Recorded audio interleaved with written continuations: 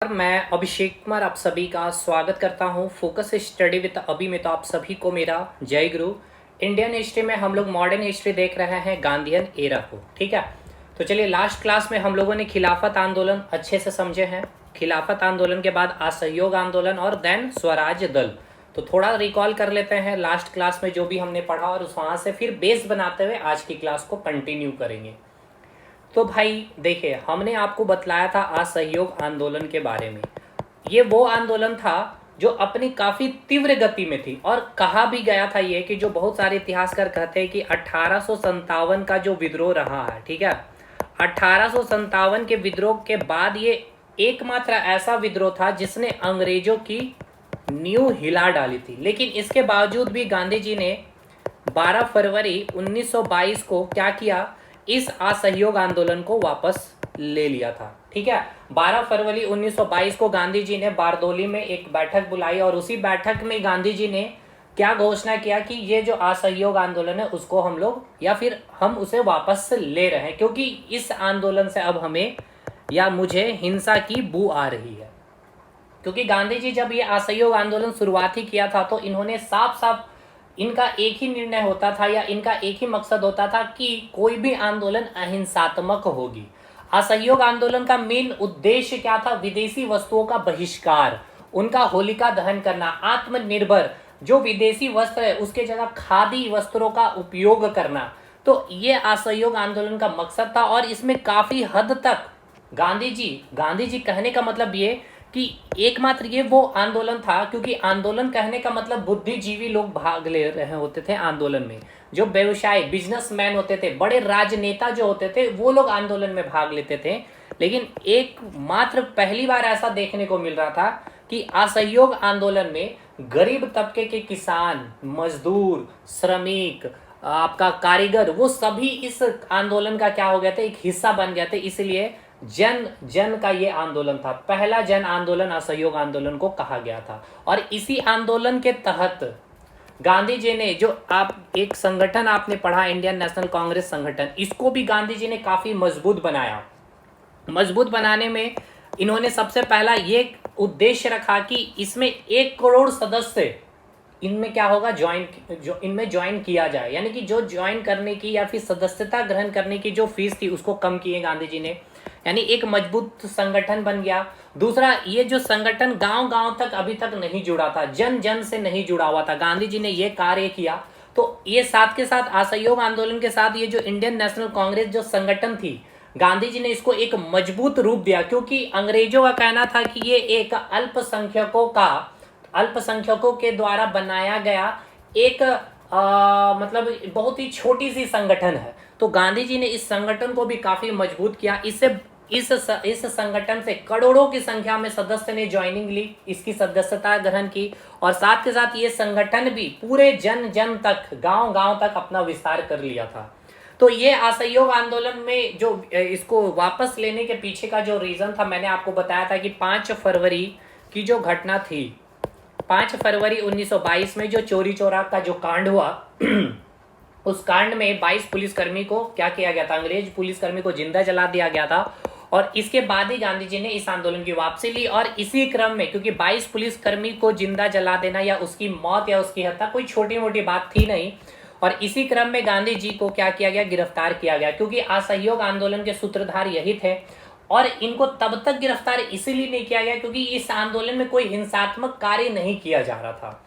तो फाइनली इसके सूत्रधार गांधी जी थे, जिनका नारा था बहिष्कार करो विदेशी वस्तुओं का, उनका होलिका दहन करो। तो इनको क्या किया गया, इनको गिरफ्तार किया गया और 6 वर्ष की सजा इनको सुनवाई हुई थी। ठीक है, यानी 1922 में ये गिरफ्तार हो रहे हैं और इनकी भाई रिहाई कब होगी, 1906 साल के बाद, यानी कि 1928 में। लेकिन इनकी तबीयत बिगड़ जाने के कारण 1924 में क्या होते हैं, इनको रिहा कर दिया जाता है। और इसी क्रम में मैंने आपको बताया था कि दिसंबर 1922 में इंडियन नेशनल कांग्रेस का क्या हुआ था, सेशन हुआ था गया में। और इस गया के सेशन में जो अध्यक्षता कर रहे थे CR दास।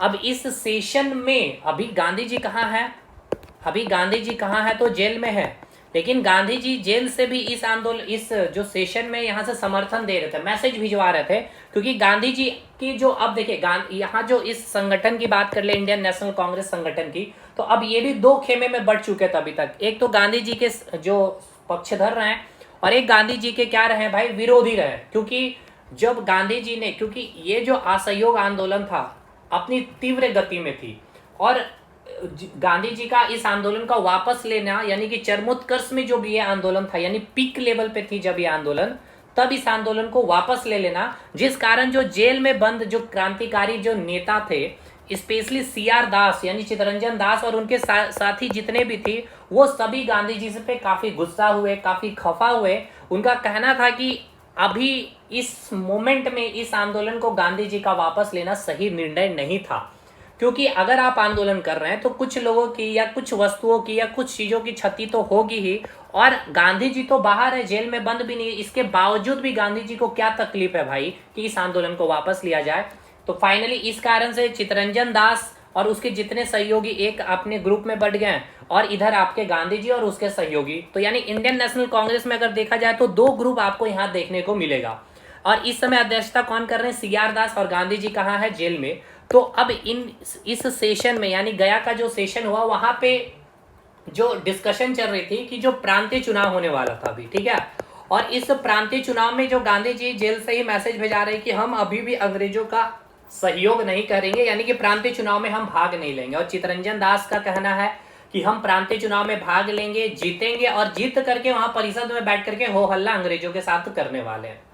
लेकिन फाइनली इनकी जो मांग थी वो मांग एक्सेप्ट किया नहीं गया, और इसी क्रम में अगले साल यानी 1923 में सीआर दास और उनके सहयोगी इलाहाबाद में बैठ करके एक बैठक बुलाई और स्वराज दल पार्टी का गठन किया गया, जिसके संस्थापक मोतीलाल चितरंजन दास हुए और सचिव पूछा जाएगा तो मोतीलाल नेहरू।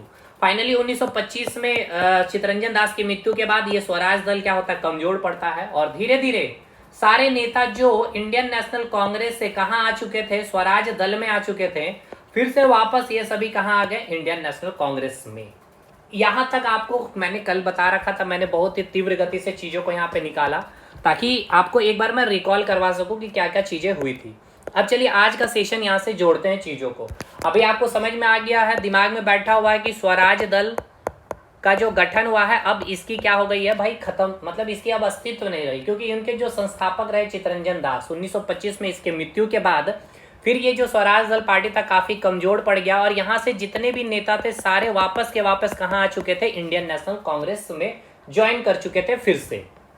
और इसी क्रम में मैंने आपको बताया था कि 1924 में जो इंडियन नेशनल कांग्रेस का जो सेशन हुआ था कर्नाटक के बेलगांव में, जहां पे सारे के सारे सीनियर नेता या कहे जाए अनुभवी नेता इंडियन नेशनल कांग्रेस के, वो सभी कहाँ थे अभी, तो ये सारे के सारे स्वराज दल में थे। और जब गांधी जी वापस जब जेल से छूट करके इस मीटिंग या इस सेशन को ज्वाइन किए तो कोई सीनियर नेता थे नहीं। अब इस सेशन के अध्यक्षता कौन करे, तो फाइनली मजबूरी में गांधी जी को इस सेशन का क्या करना पड़ा था, अध्यक्षता करना पड़ा था 1924 के कर्नाटक के बेलगांव अधिवेशन में, क्योंकि वहां पे जो जूनियर विंग्स के जो नेता थे इंडियन नेशनल कांग्रेस में, उन्होंने कहा कि आप ही इस अधिवेशन या इस सेशन की क्या करेंगे, अध्यक्षता कमान संभालेंगे।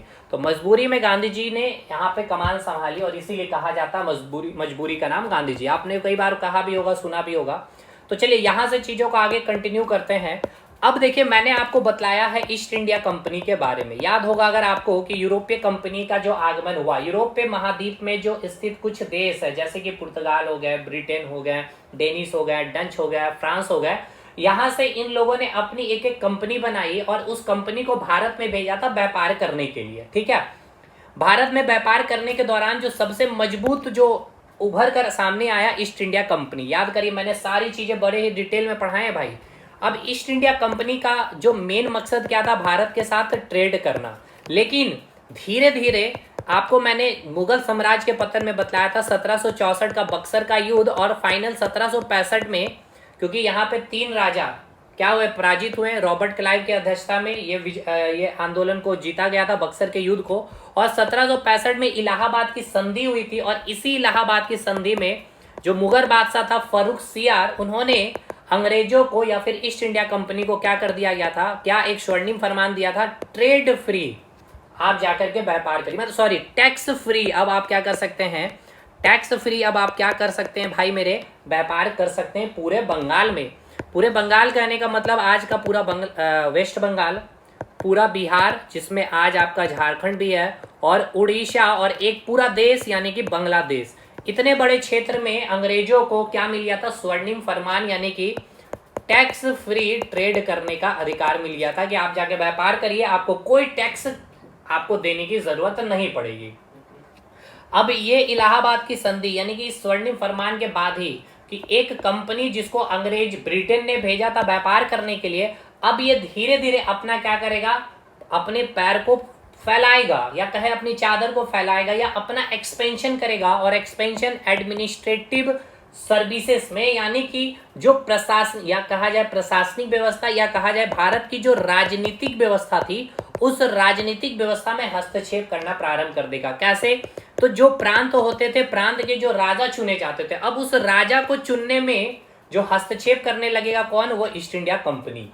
तो अब देखिए, जब आप किसी को कहीं भेजे हैं, ठीक है, आपने भेजा है उसको, अब वो धीरे धीरे उस क्षेत्र में एक मजबूत पावरफुल बन गया, तो आपको एक समय ऐसा फील हो सकता है कि वो कहीं अपने आप को ही राजा या इंडिपेंडेंट घोषित ना कर ले, इतना पावरफुल हो जाएगा। तो इसीलिए आप क्या करेंगे? उस पर लगाम लगाएंगे। तो उसी प्रकार से कि ये जो ईस्ट इंडिया कंपनी को अंग्रेज ने भेजा, यानी ब्रिटेन ने भेजा था कि भैया जाइए आप भारत के साथ, एकमात्र आपको मोनोपोली मिलती है, एक अधिकार मिलती है कि केवल आप ही भारत के साथ ट्रेड कर सकते हैं। लेकिन जब ये देख रहा है कि अब ये कंपनी धीरे धीरे अपना प्रसार भारत में फैला रही है, तो इसको रेगुलेट करने के लिए, इसको कंट्रोल करने के लिए नियम बनाना शुरुआत करेगी। ब्रिटेन की संसद से नियम बनेगा कि आपको कैसे ट्रेड या फिर कोई भी प्रशासनिक व्यवस्था या राजनीतिक व्यवस्था में कोई भी डिसीजन लेना है, तो आप इस एक्ट के तहत लेंगे, या सबसे पहले आप यहां से पहले परमिशन लेंगे, देन कोई चीज का इंप्लीमेंटेशन करेंगे। तो इसी क्रम में मैंने आपको एक्ट पढ़ाया था 1773 का रेगुलेटिंग एक्ट, फिर आपको मैंने पढ़ाया पिट्स इंडिया एक्ट, फिर आप चार्टर एक्ट को देखें 1813, 1833, 1853। 1833 में पूरी तरह से ईस्ट इंडिया कंपनी की मोनोपोली समाप्त की गई, और 1857 के विद्रोह के बाद यहां से एक नया रूल यानी कि क्राउन रूल आप देखना स्टार्ट किया व्यवस्था, यानी वायसराय के पद को आपने जाना। पहले आप क्या कहते थे? बंगाल का गवर्नर, फिर पूरे भारत में राज्य हो गया अंग्रेजों का, तो भारत का गवर्नर कहा जाने लगा, फिर उसे भारत का गवर्नर जनरल कहा जाने लगा। फिर 1857 के विद्रोह के बाद जब अंग्रेजों की ये जो विद्रोह हुआ था, ये वो ऐसी विद्रोह थी जब भारत को आजादी मिल सकती थी, लेकिन कह लिया जाए कि इस विद्रोह बहुत ही पूरे भारत में इसका विस्तार नहीं हो सका, यूनिटी नहीं हो सकी। इस कारण इस विद्रोह को अंग्रेजों ने रोकने में सफलता हासिल की, और पुनः ऐसी विद्रोह पुनः दोबारा ना हो पाए, इसलिए उन्होंने बहुत सारी बदलाव की। सबसे पहले उन्होंने इस जो गवर्नर जनरल का जो पद था उसको समाप्त किया गया, और वहां के डायरेक्ट यानी कि जो ब्रिटेन की जो राजा रानी, उसके प्रतिनिधि को ही क्या कहा जाता था? वायसराय, यानी कि वायसराय की कंसेप्ट को यहाँ से चीजें हमने देखना शुरुआत किया।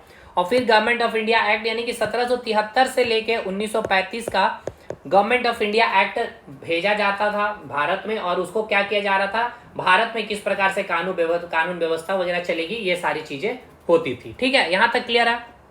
अब यहाँ पे याद रखना है आपको, मैंने बताया था 1909 में एक्ट, यहाँ पे क्या होता था? हर 10-10 साल के बाद क्या होता था भाई? एक कानून बना करके भेजती थी। ठीक है, ब्रिटेन के संसद से में कानून बनता था ईस्ट इंडिया कंपनी के लिए कि जाइए इस एक्ट को वहां पे इंप्लीमेंट करना है सारी से। तो 1909 में आया आपका मॉर्ले मिंटो रिफॉर्म एक्ट। ठीक है, फिर 1919 में क्या आया आपका? Montagu Chelmsford reform act. ठीक है, याद होगा आपको मॉन्टेग्यू चैम्सफोर्ड सुधार अधिनियम। इस अधिनियम में आपको याद है डुअल गवर्नेंस या फिर डुअल रूलिंग बोल सकते हैं, या फिर द्वैध शासन प्रणाली यहाँ पे शुरुआत की गई थी। ठीक है, अब 10 साल के बाद आ गया। अब 10 साल के बाद वापस 1929 में एक एक्ट को भेजना था भारत में ईस्ट इंडिया कंपनी को रेगुलेट करने के लिए। तो उससे पूर्व क्या हुआ? 1927 में जो ब्रिटेन के जो संसद में वहां पे 7 सदस्य की एक कमेटी बनाई गई। ठीक है, ये कमेटी बनाई गई इसलिए कि जो द्वैध शासन जो लागू किया गया है भारतीयों के ऊपर में, ये जो नियम है, ये नियम कितने अच्छी प्रकार से इम्प्लीमेंट हो रही है भारत में, कितना फायदा है इसका, कितना नुकसान है, क्या इसको लागू करना आगे कंटिन्यू है या इसको खत्म कर देना चाहिए या इसमें कोई संशोधन करना चाहिए। इसके लिए ब्रिटेन की संसद ने 7 सदस्य की एक कमेटी बनाई। इस कमेटी का जो अध्यक्ष था वो जॉन साइमन था, और इस साइमन के नाम से ही इस कमेटी का नाम क्या रख दिया गया? Simon commission. और ये जाएंगे भारत में, इनको भारत भेजा जाएगा 1928 में मेरे भाई, ठीक है। इनको भारत भेजा जाएगा 1928 में कि जाइए भारत में, और पूरे भारत में देखिए कि जो द्वैध शासन 1919 में जो लागू किया गया था, क्या ये भारत के लिए सही है नियम? क्या ये इस नियम का सही तरह से लागू किया गया है, इम्प्लीमेंटेशन किया गया है? क्या इस कानून को अब रद्द कर देना चाहिए या रहने देना चाहिए, इसमें कुछ संशोधन करना चाहिए? तो इस कमीशन का काम क्या था? इस द्वैध शासन प्रणाली जो सिस्टम है पूरे भारत में लागू, उसको जांच पड़ताल करना, लोगों से फीडबैक लेना, यही कार्य था इनका, ठीक है। अब यहाँ पे दिक्कत किसे है? भारतीयों को दिक्कत है। भारतीयों को क्या दिक्कत है तो समझिए, जो भारतीय हैं उनका कहना है कि जो ब्रिटेन से जो 7 सदस्यीय कमीशन यानी कि साइमन कमीशन जो भेजे जा रहे हैं, इसमें से 7 में चलिए 4 अंग्रेज हों और 3 कम से कम भारतीय होने ही चाहिए, क्योंकि भाई ये द्वैध शासन बनाया किसने? अंग्रेज ने बनाया। इसको जांच करने वाला सातों के सातों कौन? अंग्रेज। तो अब एक बात बताइए, आपने कानून बनाया और आप ही जांच पड़ताल करेंगे, उसमें कोई दूसरा कोई मेंबर होगा ही नहीं, तो क्या लगता है कि यहाँ पे निष्पक्ष इसकी जांच हो पाएगी? तो भारतीयों की यही मांग थी कि चलिए मेजोरिटी में 4 अंग्रेज और कम से कम 3 भारतीय होने ही चाहिए, लेकिन ऐसा कुछ हुआ नहीं, और 7 सदस्य टीम यानी कि साइमन कमीशन को भारत भेजना या फिर भारत भेज दिया गया, ठीक है। लेकिन यहाँ पे एक और इंसिडेंट होता है, जो भारतीय मांग करते हैं कि 3 जो सदस्य भारतीय होना चाहिए। तो इस समय आपको याद होगा मैंने बताया था 1909 1919 में जो कंसेप्ट चल रहा था, एक तो वायसराय का और एक भारत सचिव का, ठीक है। तो उस समय यानी कि जो ये कमीशन भारत भेजा जा रहा था, इस समय जो भारत के सचिव थे, वो सचिव कौन थे? बर्कन हेड थे, ठीक है। बर्कन हेड थे, और इन्होंने भारतीयों को क्या की? चुनौती दी। इन्होंने भारतीयों से कहा, जो भारतीय आप मांग कर रहे हैं 3 सदस्य भारतीय भी होने चाहिए, तो इन्होंने क्या कहा? बर्कन हेड यानी जो भारत के सचिव है, ठीक है ना, जो भारत के सचिव है, बर्कन हेड ने कहा कि भारतीयों से चुनौती इन्होंने दी कि जो भारतीय हैं उनमें इतनी योग्यता नहीं है और ना ही इनमें इतनी एकता है, क्योंकि इनकी इतनी अलग अलग मत है, तो ये कभी भी अपने लिए, ठीक है ना, या अपने देश के लिए कोई नियम या कानून नहीं बना सकती, ठीक है। कोई भी नियम या कानून नहीं बना सकती है। मतलब ये कहना था बर्कन हेड का, जो भारत के सचिव थे, कि जो भारतीय हैं ना तो उनके अंदर वो योग्यता है, ना यूनिटी है, ना उन लोगों में एक मत है, इस कारण ये लोग अपने लिए कोई कानून नहीं बना सकते। और इस चुनौती को मोतीलाल नेहरू ने एक्सेप्ट करते हुए उसी वक्त 8 सदस्यों की अपनी एक टीम बनाई और उन्होंने नेहरू रिपोर्ट तैयार किया, ठीक है। याद रखिएगा, ये सब पूछेगा आपसे एग्जाम में। और कल के सेशन में हम लोग पूरा नोट्स लेके आएंगे, आज तक जितना पढ़ लिए उसको नोट्स मैं आपको रिवाइज भी करा दूंगा, ताकि आपको कहीं भी दिक्कत होगी तो पूरा क्लैरिटी आ जाएगी। और अभी तक लगता है कि नहीं कोई दिक्कत है? हाँ, बस नोट्स मैं लिख करके लाया नहीं है भाई, क्योंकि नोट्स रेडी करने में समय लग रहा है। तो नेक्स्ट क्लास में पहले नोट्स ही आएगा, देन आगे क्लास की लेक्चर चलेगी, ठीक है, जो भी है। तो हमने बोला क्या, तो मोतीलाल नेहरू ने क्या किया, उस चैलेंज को एक्सेप्ट करते हुए 8 सदस्य की टीम बनाई, और उसने अपने द्वारा, मोतीलाल नेहरू के द्वारा 1928 में नेहरू रिपोर्ट तैयार किया इन्होंने, ठीक है। अब देखिए, इन्होंने नेहरू रिपोर्ट तैयार कर दिया है, और ये नेहरू रिपोर्ट अंग्रेजों को सौंप भी दिया, ठीक है। लेकिन इसमें जो भी बातें लिखी थी, कोई भी बातें अंग्रेजों ने मानी नहीं। अब 3 फरवरी की बात है ये, ठीक है। 3 फरवरी 1928 में भारत भेजा गया किसको? साइमन कमीशन को, ठीक है। एक कमीशन भेजा गया है जिसमें 7 सदस्य हैं, ये सातों के साथ क्या है? अंग्रेज हैं। इसका गठन कब हुआ? 1927 में ही गठन कर लिया गया था ब्रिटेन में। इसको भारत भेजा गया है 1928 में 3 फरवरी को। अब भाई सिंपल सी बात है, जब ये भारत आया, और भारत में सबसे पहले ये कहाँ आ रहा है? मुंबई में। मुंबई में इसका पूर्ण रूप से क्या किया गया? विरोध किया। जो भारतीय थे इनका पूर्ण रूप से विरोध किए। उसके बाद यही साइमन कमीशन मुंबई के बाद किधर चला गया? उत्तर प्रोविंस है, यानी कि जो उत्तरी प्रोविंस है, यानी कि उत्तरी प्रांत है, यानी उत्तर प्रदेश।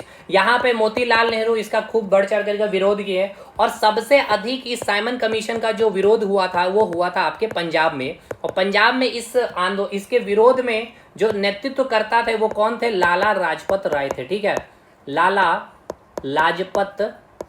लाजपत राय थे।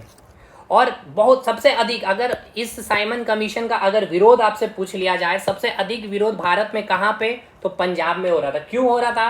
क्योंकि ये साइमन कमीशन में जो सदस्य हैं वो सातों के सातों सदस्य क्या हैं? अंग्रेज हैं। और ये जो जांच करने आई है जिस कानून की, द्वैध शासन की, जो मॉन्टेग्यू चैम्फोर्ड रिफॉर्म एक्ट में पारित किया गया था, अब आपने कानून बनाया और आप ही जांच करके जाके अपना रिपोर्ट सौंपेंगे ब्रिटेन के संसद में, तो कितनी यहाँ पर मतलब पारदर्शिता रहेगी। इसलिए भारतीय इसका पूर्ण रूप से विरोध कर रहे थे। और सबसे ज्यादा विरोध हम लोग कहाँ देखे? पंजाब में लाला लाजपत राय के द्वारा। ठीक है, इन सारे लोगों के साथ मिलकर इन्होंने साइमन गो बैक के नारे यहाँ पे केवल इनको ये साइमन गो बैक के नारे मिल रहे हैं। और पंजाब में इतना अधिक विरोध हुआ कि वहां के जो सेना अधिकारी थे, सॉन्डर्स, याद रखिएगा नाम भी, सॉन्डर्स ने आदेश दे दिया था लाठी चार्ज की अपनी सेना को। और इसी लाठी चार्ज में लाला लाजपत राय की मृत्यु हो जाती है। कहा गया था कि जब इनके ऊपर लाठी चार्ज हुआ और जब ये हॉस्पिटल में एडमिट थे तो इन्होंने एक स्टेटमेंट दिया था कि मेरे शरीर पर लाठी का किया गया एक एक प्रहार, ध्यान से सुनना है, मेरे शरीर पर किया गया लाठी का एक एक प्रहार ब्रिटिश साम्राज्य के लिए क्या साबित होगा? कील साबित होगा। ठीक है, तो लाला लाजपत राय की मृत्यु हो जाती है। कैसे मृत्यु हुई समझ में आ रहा है? किसका विरोध में? साइमन कमीशन का। यहाँ पे विरोध के उपरांत पंजाब में इसका काफी विरोध हुआ था। किसने आदेश दिया था लाठीचार्ज का? सॉन्डर्स ने आदेश दिया था। ठीक, और फाइनली अब ये साइमन कमीशन वापस लौटता है क्योंकि भारत में इसका काफी पूर्ण रूप से विरोध किया गया। और 1930 में ये साइमन कमीशन ने अपनी रिपोर्ट लंदन में, ठीक है, संसद में क्या कर दी? सौंप दी। ठीक, अपनी रिपोर्ट तैयार करके उन्होंने सौंप दी। अब यहां तक पहले समझ में आया? हमने अभी आपको क्या बताया, क्योंकि अभी थोड़ा सा फिर से हम लोग बैक में आएंगे 1929 की कहानी को कुछ बताना जो अभी मैंने आपको नहीं बताया। हमने आपको अभी तक ये बताया कि यूरोपीय कंपनी में से एक ब्रिटेन की कंपनी थी, ईस्ट इंडिया कंपनी, जो भारत में ट्रेड करने के लिए आई थी। लेकिन धीरे धीरे यही ट्रेड करने के साथ साथ ये भारत की जो राजनीतिक व्यवस्था थी उसमें भी हस्तक्षेप करना प्रारंभ किया। और इसी क्रम में 1765 की जो इलाहाबाद की संधि हुई, जिसमें मुगल बादशाह रहे फर्रुखशियार, उनके द्वारा जो अंग्रेज ईस्ट इंडिया कंपनी थी उनको एक स्वर्णिम फरमान मिल जाता है क्योंकि पूरे बंगाल में टैक्स फ्री ट्रेड करने का। और इसी के साथ अब धीरे धीरे ईस्ट इंडिया कंपनी क्या करेगी? पूरे भारत में विस्तार करना प्रारंभ करती है। तो इसी ईस्ट इंडिया कंपनी को, जिसको एक मोनोपोली ब्रिटेन के संसद से या ब्रिटेन ने दे दी थी, उसको कंट्रोल करने के लिए वहां से एक नियम बना करके भेजा जाएगा। तो वहां के क्रम में आपने देखा 1773 का regulating act, Pitt's India act, charter act, इस तरह के सारे एक्ट आते हैं। उसी क्रम में मैंने आपको बताया कि एक एक्ट आया था 1919 में। ठीक है, हर 10-10 साल में एक्ट बना करके भेजा जा रहा था। 1909 में आया मार्ले मिंटो रिफॉर्म सुधार अधिनियम, 1919 में मॉन्टेग्यू चैम्फोर्ड रिफॉर्म एक्ट, और इस एक्ट में द्वैध शासन को लागू किया गया था। अब इसके बाद अगले 10 साल के बाद 1929 में एक्ट आना था, लेकिन उससे पूर्व 1927 में ब्रिटेन के संसद में एक कमीशन, 7 सदस्यों की एक कमीशन बनाई गई जिसका नाम रखा गया साइमन कमीशन, जो क्या करेगा? भारत जाकर के जो द्वैध शासन जो लागू किया गया उसकी क्या करनी है भाई? उसकी जांच पड़ताल करनी है, भारतीयों से फीडबैक लेना है, देखना है कितना इंप्लीमेंट हो रहा है, क्या सही है, क्या प्रो है, क्या कॉन्स है, ये सारी चीजें देखनी थी। इसको भेजा गया। तो लेकिन भारतीयों का क्या मांग था कि ये कानून आपने बनाया भाई साहब, चलिए ठीक है, 4 कम से कम इसमें आप अंग्रेज रहे और 3 कम से कम भारतीय होने चाहिए, लेकिन इसमें इसका एक्सेप्टेंस नहीं मिला। और साथ के साथ यहीं पे जो भारत के जो सचिव थे बर्कनहेड, उन्होंने एक चुनौती दे डाली थी भारतीयों को कि जो भारतीय हैं उनमें इतनी योग्यता नहीं है, ठीक है ना, कैपेबिलिटी नहीं है ना, उनमें यूनिटी, एकता है, और ये लोग कोई भी एक मत में रहने वाले विचारधारा के लोग नहीं हैं, इसलिए ये लोग अपने लिए कानून नहीं बना सकते। और इस चुनौती को एक्सेप्ट करते हुए मोतीलाल नेहरू ने 1928 में 8 सदस्य एक टीम बनाते हैं और इन्होंने नेहरू रिपोर्ट तैयार किया और अंग्रेजों को सौंपा। लेकिन इसके एक भी रिपोर्ट में जो भी बातें लिखी तो किसी भी बातों को अंग्रेजों ने एक्सेप्ट करने से मना किया।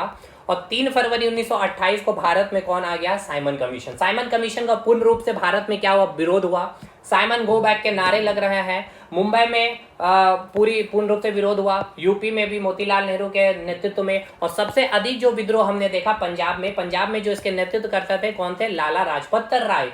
लाला लाजपत राय की मृत्यु इसी आंदोलन के दौरान या फिर इसी के साइमन कमीशन के विरोध में होते हैं, क्योंकि यहाँ के जो सेना अधिकारी थे सॉन्डर्स ने, क्योंकि इतना अधिक विरोध इस साइमन कमीशन का हुआ, गो बैक के नारे लग रहे थे यहाँ पे केवल, तो इस दौरान सॉन्डर्स ने क्या किया था? लाठी चार्ज करने की क्या कर दी थी? आदेश देती, और लाठी चार्ज के दौरान ही लाला लाजपत राय की मृत्यु हो जाती। और इस दौरान लाला लाजपत राय जब अस्पताल में एडमिट होते तो उन्होंने कहा था कि मेरे शरीर पर लाठी का किया गया एक एक प्रहार ब्रिटिश साम्राज्य के लिए कील साबित होगी। और फाइनली साइमन कमीशन ने 1930 में क्या किया, लंदन में अपनी रिपोर्ट सौंप दी। ठीक है, जिस चीज की जांच पड़ताल करने आई थी उसकी जांच पड़ताल की और अपनी रिपोर्ट लंदन में सौंप दी।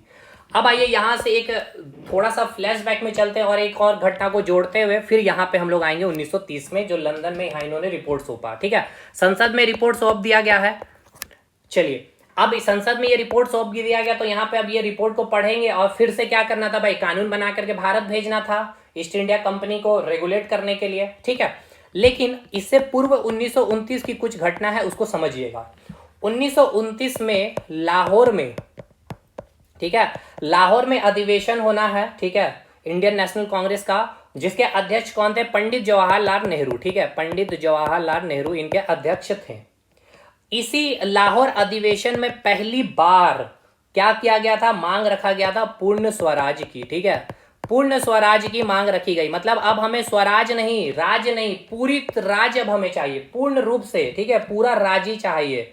और इन्होंने कहा, और इसी अधिवेशन में 1929 के लाहौर अधिवेशन में ही निर्णय लिया गया था कि अगले साल से हर वर्ष 26 जनवरी को हम लोग क्या करेंगे, स्वतंत्रता दिवस मनाएंगे। ठीक है, मतलब पूर्ण स्वराज की मांग। अब यहाँ पे कुछ सवाल है जो मैं इंडियन नेशनल कांग्रेस का जब सेशन करवाऊंगा तो वो वीडियो में डालूंगा तो वहां भी बताऊंगा। आपसे पूछा जाता है पूर्ण स्वराज, तो ये आपसे पूछा जाएगा कि इसकी जो मांग हुई थी कब हुई थी, 1929 के लाहौर अधिवेशन में। कौन थे इसके अध्यक्ष था, अध्यक्ष कर रहे थे तो भाई पंडित जवाहरलाल नेहरू थे। ठीक है, पूर्ण स्वराज मतलब पूरा राज्य अब हमें चाहिए। ठीक है, राज्य नहीं, अब पूरा राज्य चाहिए। और इसी अधिवेशन में 26 जनवरी, हर वर्ष 26 जनवरी को हम लोग क्या कर रहे होंगे, स्वतंत्रता दिवस मना रहे होंगे। अब सवाल आपसे यहाँ पे ये बनता है कि एक तो पूर्ण स्वराज है यहाँ पे, अब आपसे सवाल बनेगा कि हमने स्वराज की मांग कब की थी। ठीक है, तो देखिए यहाँ पे अगर आपसे पूछ ले स्वराज की मांग, तो 1906 में इंडियन नेशनल कांग्रेस का सेशन हो रहा था। कहाँ पे ये सेशन था आपका, कलकत्ता में। ठीक है, और इस कलकत्ता के सेशन में ही इसके जो अध्यक्ष थे दादा भाई नौरोजी थे, इन्होंने ही स्वराज की मांग पहली बार की गई थी। ठीक है, तो यहां से ये सवाल आपका बनता है। हालांकि ये इंडियन नेशनल कांग्रेस का जब सेशन पढ़ेंगे तो वहां कवर कर लेंगे। तो दोनों चीज क्लियर है, पूर्ण स्वराज यानी अभी ये इस घटना को जोड़ना है आपको 1929 से। 1929 में मैंने आपको क्या बताया कि लाहौर में अधिवेशन हुआ जिसके अध्यक्ष पंडित जवाहरलाल नेहरू है। इन्होंने अब क्या मांग रख दी है, पूर्ण स्वराज की। और इसी अधिवेशन में पहली बार ये निर्णय लिया गया कि हर साल 26 जनवरी को हम लोग स्वतंत्रता दिवस मनाएंगे। अब ये जो 1929 का जो ईयर आप देख रहे हैं, इस 1929 जो ये वर्ष है, इस वर्ष में या 1929 में पूरे विश्व में, ठीक है, पूरे विश्व में आर्थिक संकट आई हुई है। ठीक है, पूरा विश्व आर्थिक संकट से, ठीक है मैं लिख दे रहा हूं, पूरा विश्व आर्थिक संकट से क्या है भाई, ग्रसित है। आर्थिक संकट मतलब क्या, इकोनॉमी पूरी की पूरी बिगड़ी हुई है। जो वस्तुएं हैं उसकी प्राइस 10-10 गुना 20-20 गुना अधिक हो चुकी है। मतलब अगर कोई वस्तु का दाम 10 रुपए है तो अभी जो है उसके ऊपर टैक्स लगा करके उसकी जो कीमत है 14 गुना 15 गुना 20 गुना यानी कि 200 रुपए अभी हो चुके हैं। यानी कि पूरा देश में यानी कि पूरे विश्व में क्या है, आर्थिक संकट जैसी सिचुएशन बन रखी है। और इसी क्रम में अंग्रेजों ने क्या किया था कि जो भारत थे, भारतीयों को इस समय नमक बनाने के ऊपर क्या था भाई, इन पर रोक लगा दिया था कि अब आप नमक नहीं बना सकते भारतीय, क्योंकि आर्थिक संकट सबकी खराब है। और इस दौरान जो अगर भारतीय नमक बनाएंगे, और नमक ऐसी चीज है जो हर गरीब से लेकर हर अमीर को और प्रत्येक दिन चाहिए था। और अंग्रेजों ने नमक के ऊपर कहा जाता है कि 14 गुना टैक्स बढ़ा करके लगा दिया था। मतलब अगर इसकी कीमत 10 रुपए थी तो इसके ऊपर 14% टैक्स लगा करके नमक की कीमत 144 रुपए। और ये वो नमक जिसकी जरूरत हर अमीर से गरीब, और इस नमक को कोई भारतीय बना नहीं सकता है। और अगर बना नहीं सकता है भारतीय, तो भारतीयों को नमक चाहिए भाई खाने के लिए, तो भाई क्या करेगा, नमक खरीदेगा। और अब ये नमक की कीमत 14% अंग्रेजों ने लगा रखी है टैक्स। और इस समय पूरे विश्व क्या है भाई, आर्थिक संकट से जूझ रहा है। भारतीय भी इससे ग्रसित है। अब इस कारण गांधी जी यहाँ पे भड़केंगे। और इस समय जो अंग्रेजों का जो वायसराय था, ठीक है, अंग्रेजों का जो वायसराय है लॉर्ड इरविन, लॉर्ड इरविन जो है यहाँ का वायसराय है। और गांधी जी इस समय लॉर्ड इरविन से 11 मांग रखते हैं। 11 मांग गांधी जी लॉर्ड इरविन से रखते हैं, जिसको हम लोग कहते हैं 11 सूत्री मांग। ठीक है, इसको समझिएगा। और यहीं के क्रम में मैं आपको समझाऊंगा दांडी यात्रा गांधी जी कैसे निकालेंगे, और नमक सत्याग्रह, नमक का कानून, यानी कि नमक बनाने का जो अब अधिकार था भारत को छीन लिया गया था कि भारतीय कोई भी नमक नहीं बनाएंगे। अगर नमक बना लेंगे भाई, अब एक बात बताएगा, भारतीय नमक बना लेंगे तो क्या नमक खरीदेंगे? अच्छा, नमक बनेगा कहाँ पहले ये बताइए। यानी कि अगर भारत को अगर आप देखें मैप में, तो भारत में नमक बनेगा कौन? जो समुद्री तट के किनारे जो क्षेत्र में रह रहे हैं, ठीक है, यहीं पे नमक बनेगा। अब यहाँ पे जो लोग हैं यहाँ पे तो नमक बनाएंगे नहीं भाई ना। और अगर भारतीय नमक बना रहे हैं तो ये लोग को नमक मिल जाएगा सस्ते दाम में। लेकिन अब इनको नमक बनाने दिया ही नहीं जा रहा है जो समुद्री तट में रह रहे हैं, इनको खरीदना है अब। तो भाई इनको भी खरीदना ही पड़ेगा अंग्रेजों से ही। और अभी क्या कर चुके हैं भाई, बहुत ही अधिक टैक्स लगा दिए। मतलब वैसी चीजों पर भी जो दैनिक जीवन के लिए आवश्यक है और हर व्यक्तियों को नीड है, जो नमक जैसी जो अभी वस्तु आप देख रहे हैं। तो अब यहाँ पे गांधी जी ने जो वहां के जो वाइसराय हैं, अंग्रेजों के जो वाइसराय थे उस समय कौन थे? Lord Irwin. इस लॉर्ड इरविन के सामने गांधी जी ने 11 मांग रखे, ठीक है। और इसी मांग को कहा जाता है 11 सूत्री मांग, ठीक है। बहुत सारी मांगे थी, 11 मांग, मतलब 11 मांग रखे थे, जिसमें देखिए सबसे पहला गांधी जी ने यह बात रखा कि जो नमक में जो कानून बना, जो नमक पे जो आपने रोक लगा दिया नमक बनाने से, तो इस कानून को पहले क्या किया जाए? समाप्त किया जाए। बहुत सारे ऐसे राजनीतिक जो नेता थे, उन्होंने कहा कि बहुत सारे ऐसे हमारे क्रांतिकारी नेता हैं जिनको आपने क्या किया है भाई? कैदी बना रखा है, गिरफ्तार कर लिया है। तो वैसे राजनीतिक नेता को रिहा किया जाए, ठीक है। इसको समझिएगा, इस शब्द को यहाँ पे इस्तेमाल किया था गांधी जी ने, राजनीतिक नेता को क्या किया जाए? रिहा किया जाए। राजनीतिक नेता मतलब ऐसा कि उन्होंने कोई भाषण दिया, ठीक है, उस भाषण के आधार पर इनकी गिरफ्तारी हो गई। कोई इन्होंने जुलूस निकाला अहिंसात्मक रूप से, कोई इन्होंने रैली निकाल दी, या फिर अंग्रेजों को संदेह हुआ और इनको क्या कर दिया? गिरफ्तार कर लिया। कोई इन्होंने अपराध नहीं किया है, ठीक है, इन्होंने कोई अपराध नहीं किया है, केवल राजनीतिक अपने कार्य के कारण या अंग्रेजों को उनके ऊपर संदेह होने के कारण उनको क्या कर लिया? गिरफ्तार कर लिया। तो गांधी जी ने कहा कि पहले इनकी क्या की जाए भाई? रिहाई की जाए। और इसी प्रकार बहुत सारे मांग गांधी जी ने रखे कि जो भू राजस्व लिया जा रहा था, भू राजस्व में 50% की कटौती की जाए। 11 सूत्री मांग है भाई, वो आप किसी भी किताब में पढ़ेंगे आपको मिल जाएगा, ठीक है। मतलब अभी मैं आपको ये बताना चाह रहा हूं कि गांधी जी यहाँ पे इरविन के सामने 11 सूत्री मांग रखे हैं। लॉर्ड इरविन कौन? अभी अंग्रेजों का वाइसराय है। और इन सभी 11 में से 11 जो मांग अंग्रेजों के साथ, अंग्रेजों से रखी गांधी जी ने, 11 में से 11 किसी भी मांग को क्या किया? इरविन के द्वारा एक्सेप्ट नहीं किया गया, ठीक है। क्या किया गया? एक्सेप्ट नहीं किया गया। क्लियर है? यहां तक चीजें समझ में आ गई कि नहीं, ये बताइए। और एक बात यहां भी ध्यान रखिएगा, गांधी जी ने 11 सूत्री जो मांग रखे हैं, ठीक है, इस मांग के साथ साथ गांधी जी ने यह भी बात कह दिया था कि अगर आप हमारी मांगे नहीं मानते हैं तो असहयोग आंदोलन की तरह हम फिर से एक और आंदोलन की प्रारंभ करेंगे अगर आप हमारी 11 सूत्री मांग नहीं मानते हैं। लेकिन इरविन ने इन 11 में से कोई भी एक मांग को माना नहीं। और फाइनली अब गांधी जी एक नया कदम आपको उठाते हुए मिलेंगे, जिसमें आपको मैं बताऊंगा नमक सत्याग्रह, यानी कि नमक जो नहीं बनाने का जो कानून बनाया था अंग्रेजों का, उस कानून का उल्लंघन करेंगे गांधी जी। नमक कानून को तोड़ करके नमक बनाएंगे और सभी भारतीयों को कहेंगे, यानी समुद्र तट के पास जो रह रहे हैं सभी भारतीयों को कहेंगे कि नमक बनाइए। और अंग्रेजों ने गुजरात में एक धरसना नामक एक क्षेत्र, वहां पे एक गोदाम बना रखा था और उस गोदाम में नमकों की कलेक्शन, यानी कि नमक का गोदाम बना रखा था। और गांधी जी ने यह भी आदेश दे दिया था कि जाइए उसको भी लूटपाट कर लीजिए। इसको भी हम लोग आगे देखेंगे, ठीक है। तो यहां तक क्या समझ में आया कि नहीं भाई? सारी चीजें को रिलेट कर पा रहे हैं। और यहाँ का घटना भी आपको याद है, यहाँ का घटना मतलब कि 1930 में साइमन कमीशन, ठीक है, इसको आप याद रखेंगे। यहाँ पे भी अभी हम लोगों को पहुंचना है। लेकिन 1930 में समझ रहे हैं ना भाई, साइमन कमीशन ने अपनी रिपोर्ट दी, लेकिन इससे पहले अंग्रेज और क्या क्या कर रखे गए देख रहे हैं कि 1929 में विश्वव्यापी जो आर्थिक संकट है उस दौरान नमक जैसी चीजों पर भी क्या कर लगा रखा है अंग्रेजों ने? कानून लगा, टैक्स पूरा हाईफाई लगा रखा है। चलिए अब यहां से आगे कंटिन्यू करते हैं हम लोग। तो देखिए यहां से अब सविनय अवज्ञा को समझिएगा, ठीक है। सविनय अवज्ञा, पहले अभी आप ऐसा मत सोचिएगा कि दांडी मार्च आपने बताया नहीं, क्योंकि दांडी मार्च से ही इसको को रिलेट करते हुए सविनय अवज्ञा आंदोलन को आप समझ पाइएगा। अभी आप समझेंगे, पूरा लेक्चर को सुनिए अच्छे से। सविनय अवज्ञा आंदोलन, सविनय मतलब क्या है कि हम आपका क्या करेंगे भाई? विनय, यानी हम आपका विनय और ना ही हम आपका आदर करेंगे, ठीक है। नहीं करेंगे, हम आपका विनय नहीं करेंगे, ठीक है। सॉरी, विनय नहीं करेंगे मतलब नहीं, विनय और आदर के साथ, मतलब विनय और आदर के साथ, ठीक है।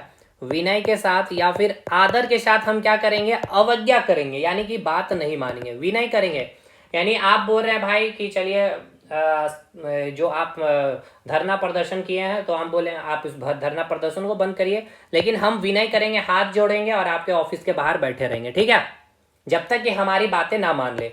तो भाई यही हो गया विनय करके आपका अवज्ञा करना, यानी कि हाथ जोड़ते हुए, विनय करते हुए हम आपका बात नहीं मानेंगे, यानी कि हाथ जोड़ते हुए हम आपकी बातों का नहीं मानते हुए हम आंदोलन करेंगे। इसका मतलब यही है सविनय अवज्ञा आंदोलन, ठीक है। अब देखिएगा गांधी जी इसको कैसे स्टार्ट करते हैं, कब शुरुआत करते हैं, ये सब क्वेश्चन बनता है। अब गांधी जी ये कह रहे कि हमारी जो 11 सूत्री जो मांग थी उनमें से किसी भी मांग को अंग्रेजों ने माना नहीं है। इरविन से जो इन्होंने मांग रखी थी, तो गांधी जी अपने साबरमती आश्रम से, ठीक है, कहते हैं कि अब हम क्या करेंगे, पैदल यात्रा करेंगे साबरमती आश्रम से, और दांडी एक समुद्र तट है, उसका नाम है दांडी, ठीक है, गुजरात में। यहां साबरमती आश्रम से पैदल चलेंगे दांडी जो समुद्र तट है वहां तक। इसकी जो कुल जो डिस्टेंस है 370-375 किलोमीटर है, और पैदल इसकी यात्रा करेंगे। गांधी जी ने इसकी अनाउंसमेंट कर दी, ठीक है। समझ में आया कि नहीं भाई, ये बताइएगा। गांधी जी ने ये कहा कि हमारी किसी भी बात को अंग्रेजों ने माना नहीं है, इसलिए हम क्या करेंगे, पैदल यात्रा करेंगे। कहां से कहां, साबरमती आश्रम से लेकर के जो समुद्री तट है आपका, दांडी नाम है उस समुद्री तट का, वहां तक हम पैदल चलेंगे। अप्रॉक्स 370, 380 किलोमीटर गांधी जी पैदल यात्रा करेंगे। क्यों, क्योंकि अब यहां समझिएगा क्यों गांधी जी ने सबसे पहले नमक कानून को तोड़ा और उसके बाद सविनय अवज्ञा आंदोलन की प्रारंभ की। उसकी चीजों को समझिएगा, गांधी जी के दिमाग को समझिए। अभी यहां कहा कि भाई हम दांडी पहुंचेंगे समुद्र तट में, और जो नमक के ऊपर जो कानून बनाया गया है उस नमक कानून को हम लोग तोड़ेंगे, ठीक। तो अब इस क्रम में, यानी कि इस पैदल यात्रा में गांधी जी अकेले नहीं, इनके साथ 78 व्यक्ति और, पूछा जाता है एग्जाम में कितने व्यक्ति साथ पैदल यात्रा में गांधी जी के थे, इसी को बोला गया है दांडी मार्च, ठीक है, पैदल यात्रा को। और ये 370-375 जो किलोमीटर है, इसकी बात जो है पूरे अखबार में अब छपना स्टार्ट हो रखी है, ठीक है, पूरे अखबार में। और एक पत्रकार है, आपको नाम भी मिलेगा एनसीईआरटी जब पढ़ेंगे, तो हो सकता है आपसे पूछ लिया जाए कि सविनय अवज्ञा आंदोलन को या फिर दांडी मार्च को कवर कौन कर रहे थे, वो पत्रकार, या वो पत्रकार कौन से न्यूज के संवाददाता थे। तो याद रखिएगा, देखिए उस पत्रकार का नाम है वेब मिलर, ठीक है, क्या नाम है, वेब मिलर, जो एक संवाददाता था, जो न्यूज एजेंसी है न्यू फ्रीमैन, ठीक है, न्यू फ्रीमैन के संवाददाता थे, ठीक है। पूरा कवरेज मिल रहा है गांधी जी के इस पैदल यात्रा को। और एक और पत्रिका है अमेरिका टाइम्स, ठीक है, अमेरिका टाइम्स, ये सारा नोट्स में मिल जाएगा आपको। अमेरिका टाइम्स जो पत्रिका है, इस यात्रा को, गांधी जी के जो ये पैदल मार्च है ना, उसकी काफी ये पत्रिका जो है मजाक उड़ा रही थी। मजाक इन द सेंस कि एक पतले दुबले व्यक्ति 370, 75, 80 किलोमीटर पैदल यात्रा की घोषणा की है, जो कभी पॉसिबल नहीं है। और जब गांधी जी चल रहे थे, पैदल मार्च कर रहे थे, थक जा रहे थे तो बैठ रहे थे, तो उसकी ये तस्वीरें ये अमेरिका जो टाइम्स है अपनी पत्रिका में प्रकाशित करके खूब मजाक इसकी उड़ा रहे थे। लेकिन जब 6-7 दिन जब कंप्लीट होते गया, और जब गांधी जी की जो उत्साह और गांधी जी के साथ जो लोग उनके साथ आ रहे थे, तो फाइनली अमेरिका टाइम्स ने इन सारी चीजों को छापते हुए गांधी जी की काफी प्रशंसा की है। तो अब देखिए, अब ये 370-80 किलोमीटर जो गांधी जी ने कवर किया, कितने दिन लग गए गांधी जी को, 24 दिन। मतलब अप्रॉक्स गांधी जी एक दिन में 10 से लेके 15 किलोमीटर इसी के बीच चल रहे थे। अब आप कहेंगे बहुत कम चल रहे थे, देखिए रीजन है भाई साहब, गांधी जी जो यात्रा कर रहे थे, ठीक है, यहां से यहां मान लीजिए एक दिन यात्रा के 10 से 15 किलोमीटर, इतना यात्रा कम इसीलिए क्योंकि जब गांधी जी पैदल मार्च कर रहे थे तो पूरी भीड़ गांधी जी का स्वागत करने के लिए, गांधी जी से मिलने के लिए, गांधी जी से बात करने के लिए, गांधी जी के ऊपर फूलों की बरसात। तो इस क्रम में गांधी जी मात्र एक दिन में इतना ही चल पाए, ठीक है। तो अब ये सारी बातें पूरा न्यूज में, पूरे विश्व स्तर पे ये सारी चीजें भाई अब क्या हो रही थी, प्रसारित हो रही थी। मीडिया के द्वारा भी अच्छा खासा कवरेज गांधी जी को मिल रहा था। और फाइनली गांधी जी 6 अप्रैल को, अच्छा यहां मैं बता दूं कि ये जो यात्रा स्टार्ट किया गांधी जी ने, ये यात्रा जो गांधी जी स्टार्ट किए हैं 12 मार्च, ठीक है, 12 मार्च 1930 को, और फाइनली कब, 6 अप्रैल, ठीक है, यानी इधर 18/6/24, 6 अप्रैल 1930 को कहां पहुंच चुके हैं, दांडी में पहुंच चुके हैं, यानी दांडी समुद्र तट में पहुंच चुके हैं। और दांडी समुद्र तट पर पहुंच करके इन्होंने नमक बनाया, ठीक है। यानी नमक के ऊपर जो कानून बनाया गया था कि कोई भारतीय कानून नहीं बनाएंगे, इस नमक के कानून को, या इसी को नमक सत्याग्रह करते हैं, इनको तोड़ा और नमक बनाते हुए पूरे भारत में, यानी कि जो समुद्र तट में जो रह रहे हैं जो लोग थे, उनसे कहा कि जाइए सभी भारतीय नमक बनाएंगे अब, ठीक है। और यही 6 अप्रैल, ये जो डेट देख रहे हैं, इसी डेट से गांधी जी ने अनाउंस किया कि अब हम प्रारंभ कर रहे हैं सविनय अवज्ञा आंदोलन, यानी विनय और आदर के साथ हम आपकी हर बात को क्या करेंगे, नहीं मानेंगे। अब एक रीजन है, इसको समझिए। बहुत बार आपसे पूछा जाता है, इंटरव्यू वगैरह में भी पूछ लेता है कि गांधी जी जो, अच्छा ये सब तो एग्जाम में पूछा गया सवाल है, कई लोग कंफ्यूज हैं। देखिए सविनय अवज्ञा आंदोलन कब इस्तेमाल हो रहा है, नमक सत्याग्रह, जब नमक के कानून को तोड़ा गांधी जी, और इसको तोड़ने के साथ ही गांधी जी ने अनाउंसमेंट किया सविनय अवज्ञा आंदोलन। तो सविनय अवज्ञा आंदोलन कब प्रारंभ हुआ मेरे भाई, 6 अप्रैल 1930 से सविनय अवज्ञा आंदोलन प्रारंभ हो गया। और दांडी मार्च कब, 12 मार्च से 1930। कितने व्यक्ति थे साथ में, 78 व्यक्ति।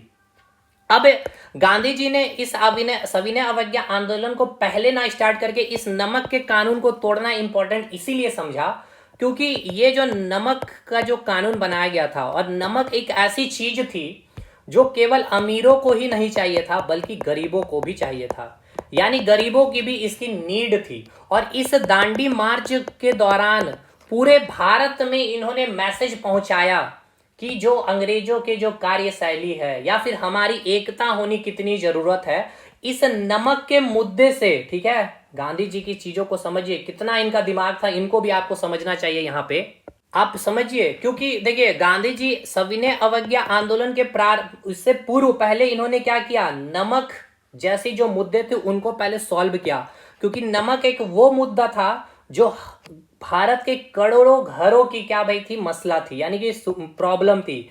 हर घर की चूल्हे इसके ऊपर डिपेंडेंट थी। तो सारे लोगों को जिस प्रकार असहयोग आंदोलन एक जन आंदोलन थी, उससे भी अधिक बड़ा आंदोलन सविनय अवज्ञा आंदोलन लिया, क्योंकि इसमें उससे भी ज्यादा लोग क्या किए भाई, इस आंदोलन में भाग लिए।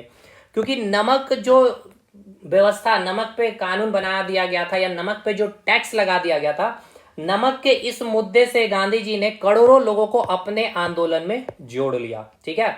इस प्रकार गांधी जी ने करोड़ों लोगों को नमक के इस मुद्दे से सविनय अवज्ञा आंदोलन में जोड़ लिया था। अब गांधी जी की जो यात्रा थी, दांडी मार्च जो इन्होंने किया है, इस यात्रा को सुभाष चंद्र बोस ने एक यात्रा से कंपेयर किया था नेपोलियन के पेरिस मार्च से, ठीक है। ये आपसे पूछा जाता है किसने किया था, कब किया था, इनकी यात्रा को किससे किया गया, तो नेपोलियन के पेरिस मार्च से किया गया था। नेपोलियन ने पेरिस मार्च किया था राजनीतिक सत्ता पाने के लिए, ठीक है।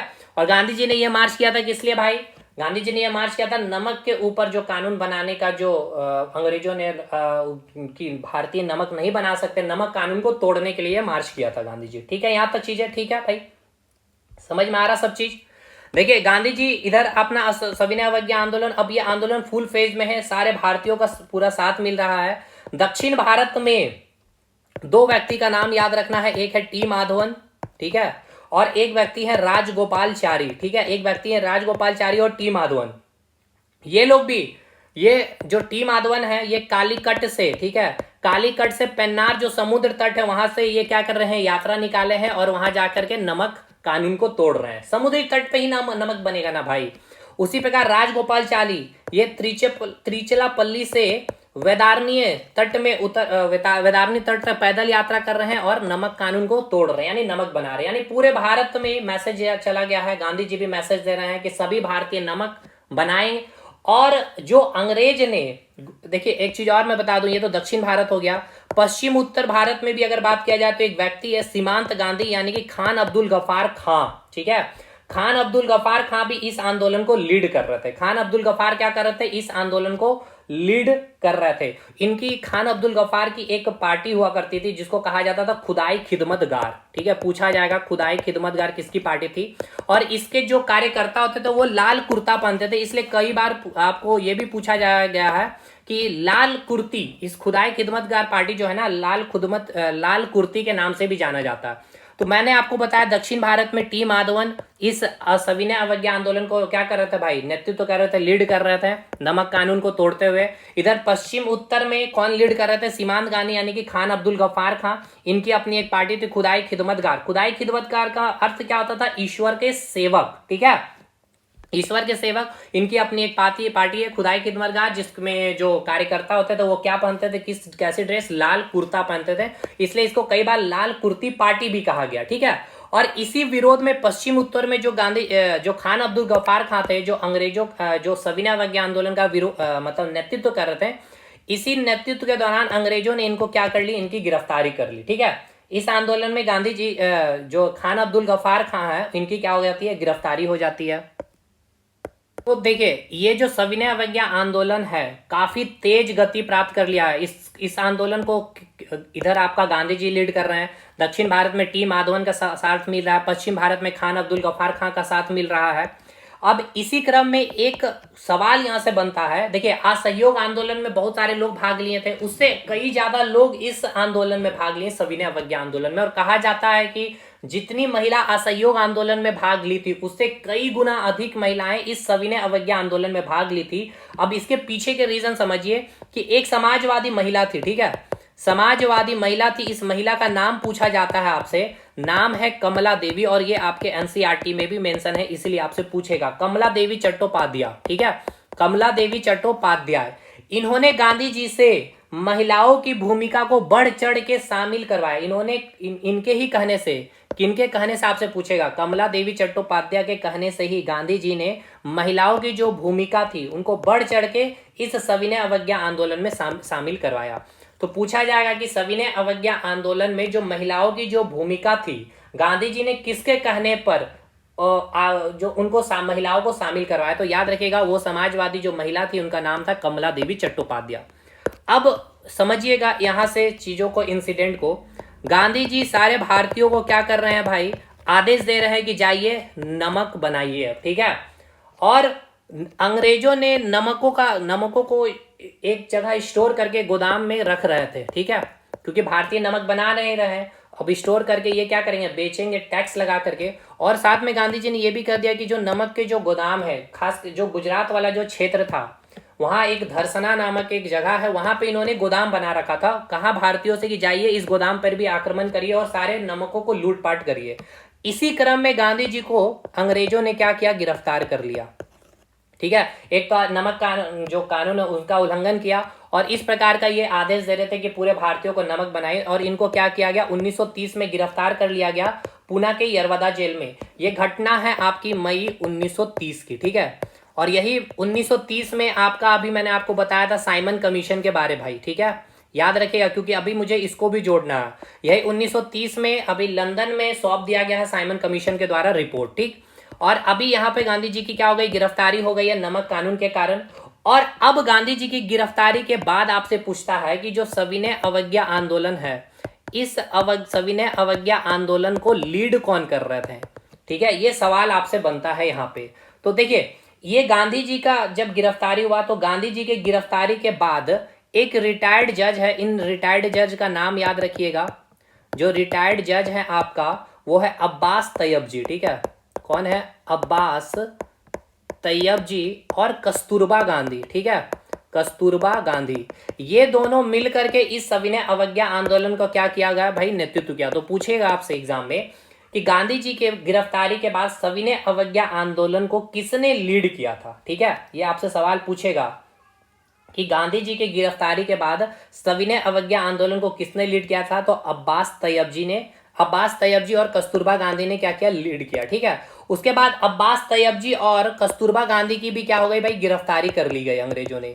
इनकी गिरफ्तारी के बाद अब पूछेगा कि सविनय अवज्ञा आंदोलन को किसने लीड किया था, ये सब पूछेगा एग्जाम में। तो याद रखिएगा इस आंदोलन को किसने लीड किया था, तो सरोजिनी नायडू ने लीड किया था। क्या क्या मैंने अभी आपको बताया, एक बार मैं आपको रिकॉल करवा देता हूं। हमने आपको यह बताया कि सविनय अवज्ञा आंदोलन का प्रारंभ कैसे हुआ, जो दांडी मार्च की जो यात्रा स्टार्ट हुई 6 अप्रैल, ठीक है, 1930 को, और फाइनली 12 मार्च 1930 को दांडी मार्च स्टार्ट होते हैं, 24 दिन यानी 6 अप्रैल 1930 को नमक कानून को तोड़ा जाता है और यहीं 6 अप्रैल को ही सविनय अवज्ञा आंदोलन की क्या होती है भाई, प्रारंभ कर दी जाती है, घोषणा कर दी जाती है। ठीक है, और मैंने बताया कि दक्षिण में टी माधवन और इधर राजगोपालचारी, इधर खान अब्दुल गफ्फार खान के नेतृत्व में यह आंदोलन काफी तेज हो रखा था। कई महिलाएं भी इसमें शामिल हो रहे थे। महिलाएं जो शामिल हुए थे, गांधी जी को किसने कहा था, या फिर वो समाजवादी महिला नाम पूछा जाएगा तो कमला देवी चट्टोपाध्याय थी। और गांधी जी की गिरफ्तारी के बाद सविनय अवज्ञा आंदोलन को किसने लीड किया, किसने नेतृत्व किया, अब्बास तैयब जी जो एक रिटायर्ड जज थे, और कस्तूरबा गांधी, और इनके गिरफ्तारी के बाद किसने नेतृत्व किया, सरोजनी नायडू ने किया। अब ये समय की बात है, समझिएगा 1930 की घटना यहाँ पे चल रही है, और इस 1930 में साइमन कमीशन ने क्या किया था, अपना रिपोर्ट सौंप दिया है ब्रिटेन के संसद में। ठीक है, अब ब्रिटेन को क्या करना था, कानून बनाना था। अब यहाँ पे जो ब्रिटेन मतलब जो संसद है ये देख रहा है कि भारत में जो अभी स्थिति है, सविनय अवज्ञा आंदोलन जैसा माहौल है, और इसी बीच अगर हम कानून बना करके अगर भेज देते हैं, ठीक है, यदि हम तुरंत कानून बना करके भेज देते हैं तो भारत में जो विद्रोह है और भी तेज गति प्राप्त कर लेगा। इसीलिए यहां पर क्या डिसीजन लिया गया, इस समय जो ब्रिटेन के जो प्राइम मिनिस्टर हैं और जो ब्रिटेन के जो राजा, इन्होंने डिसीजन लिया कि जितने भी प्रमुख नेता हैं भारत के, ठीक है, वो सारे प्रमुख नेता को लंदन बुलाया जाएगा। ठीक है, और लंदन बुला करके ये जो रिपोर्ट साइमन कमीशन ने सौंपी है, उस रिपोर्ट के बारे में हम लोग क्या करेंगे, चर्चा करेंगे। ठीक है, और अगर आपकी कोई मांग है तो उस मांग को भी सुनी जाएगी। तो इसके लिए ही लंदन में गोलमेज सम्मेलन, यानी कि गोल इस प्रकार का एक डेस्क होगा, सभी लोगों को यहाँ पर बैठाया जाएगा। ठीक है, मतलब गोल मतलब यह है कि सभी को एक समान दर्जा यहाँ पर दिया जाएगा। इस चर्चा के लिए यहाँ पर बुलाया जाएगा। ठीक है, तो इसके लिए सबसे पहला प्रथम गोलमेज सम्मेलन का आयोजन किया गया। यहां से समझ पा रहे कि नहीं भाई, साइमन कमीशन के रिपोर्ट को भी मैंने उधर जोड़ दिया, इधर दांडी मार्च, नमक सत्याग्रह, और नमक सत्याग्रह को तोड़ने के साथ ही सविनय अवज्ञा आंदोलन इधर आपका प्रारंभ हो गया है। और यहाँ पे साइमन कमीशन का रिपोर्ट आने के बाद अंग्रेज कोई कानून बनाकर के अभी भारत भेजना नहीं चाहता था, क्योंकि भारत में अभी जो सिचुएशन थी बहुत ही माहौल गर्म, और अगर कोई कानून बना के भेज देते तो भारत में और बहुत बड़ा विद्रोह शुरू हो सकता था अंग्रेजों के खिलाफ। इसीलिए इन्होंने, अंग्रेज जो थे, इन्होंने सबसे पहले ये कहा कि जितने भी जो भी नेता है, जो भी पार्टी है, उनके प्रमुख नेता लंदन उनको बुलाए जाएंगे, गोलमेज सम्मेलन करा जाएगा, और जो भी साइमन कमीशन का जो रिपोर्ट है उस पर हम लोग क्या करेंगे, चर्चा करेंगे। तो फर्स्ट गोलमेज सम्मेलन का आयोजन किया गया, आपसे पूछेगा, फर्स्ट गोलमेज सम्मेलन का आयोजन किया गया था 12 नवंबर 1930 को। ठीक है, 12 नवंबर 1930 को लेकर के 13 जनवरी 1931 तक इस सम्मेलन का, 2-3 महीने तक इस सम्मेलन का आयोजन किया गया। अब यहाँ से कुछ फैक्ट आपसे पूछेगा एग्जाम में, तो सुन लीजिए क्या क्या सम्मेलन क्वेश्चन पूछेगा। पहला कि फर्स्ट गोलमेज सम्मेलन जो हुआ था कहाँ पे, लंदन में हुआ था। ठीक है, कहाँ पे, लंदन में, तो सेंट जेम्स प्लेस में। ठीक है, सेंट जेम्स प्लेस में हुआ था। सेंट जेम्स प्लेस में उद्घाटन स्थल हो गया, आयोजन स्थल हो गया। उद्घाटन किसने किया था, इंग्लैंड के जो राजा है, कौन है, जॉर्ज पंचम। ठीक है, कौन है, जॉर्ज पंचम, ये उद्घाटन किए थे। और इसके अध्यक्ष कौन थे फर्स्ट गोलमेज सम्मेलन के, तो जो इंग्लैंड के प्राइम मिनिस्टर है, कौन है इंग्लैंड के प्राइम मिनिस्टर, मैकडोनाल्ड। ठीक है, मैकडोनाल्ड थे। और इसमें जो प्रतिनिधि थे कितने भाग लिए थे, 89 प्रतिनिधि भाग लिए थे, और 16 देशी रियासत से भी लोग आए हुए थे। लेकिन इंडियन नेशनल कांग्रेस का कोई भी प्रतिनिधि इसमें भाग नहीं लिया था फर्स्ट गोलमेज सम्मेलन में। ठीक है, मतलब बात वही है कि जो भारत की जो एक बड़ी पार्टी, वही इस सम्मेलन में भाग नहीं ले रही है, इसलिए कोई आउटकम इस गोलमेज सम्मेलन में नहीं आएगा। लेकिन कुछ और इंपॉर्टेंट चीज है, सिखों के तरफ से जो यहाँ पे नेता भाग लिए थे, सरदार स्वर्ण सिंह भाग लिए थे।